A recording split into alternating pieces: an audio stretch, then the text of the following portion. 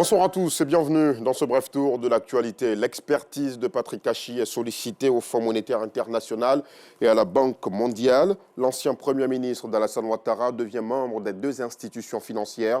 Il va intégrer la task force qui aura pour mission de mener la réflexion sur la forme que prendra l'économie mondiale dans les 20 et 30 années à venir. Cette task force comprend 3 personnalités, outre l'Ivoirien Patrick Achi, Sri Mulyana Andrawati, ministre indonésien des Finances, et Mark Maloche Brown, ancien secrétaire général adjoint de l'ONU, sont également sur la liste. Dans la rubrique Le carton rouge, ce soir, nous irons sur la principale voie d'accès au quartier Cité Verte à Yopougon. Le tronçon Lube-Afrique Cité Verte est plongé dans un état de dégradation très avancé.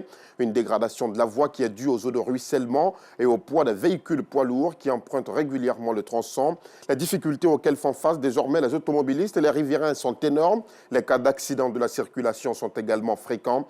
Nous situerons la responsabilité dans l'édition de ce soir. Et les difficultés de circulation, les populations d'Abobo, Cité, Belle Cité aussi la vivent. Les voies d'accès au quartier sont impraticables. Rentrer et sortir est devenu une galère. Aucun taxi n'ose emprunter les routes d'Abobo, Belle Cité. La mère constate d'Abdulaziz Guira et Clément Boko est à voir dans l'édition de ce soir. Dans un autre chapitre, celui de l'éducation, les responsables du groupe scolaire Fred et Popé ont célébré leurs meilleurs élèves le week-end dernier. Les parents d'élèves, comme vous le voyez sur ces images, y étaient pour encourager leurs enfants. Compte rendu complet à 19h30.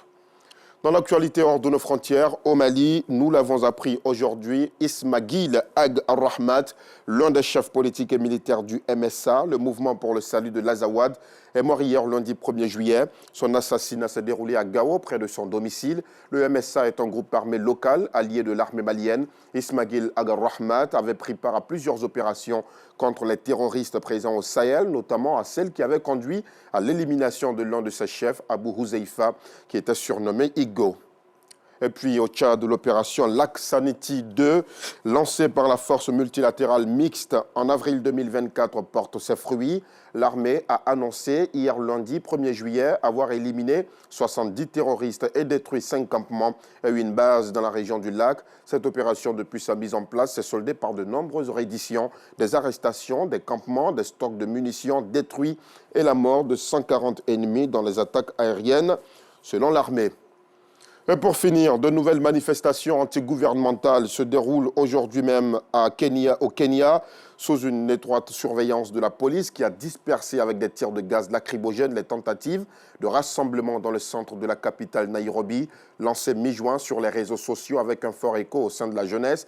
Cette contestation contre le projet de budget du gouvernement instaurant de nouvelles taxes s'est transformée en un mouvement national de défiance envers le gouvernement. La 3e journée de mobilisation, le 25 juin dernier, a viré au bain de sang, notamment après que la police a tiré à balles réelles sur la foule qui prenait d'assaut le Parlement. Le lendemain, le chef de l'État a annoncé retirer le projet de budget et s'est dit prêt à dialoguer avec la jeunesse. Et c'est sur cette note que nous arrivons au terme de ce bref tour de l'actualité. Retour de l'information à 19h30 sur RTU2. À tout de suite.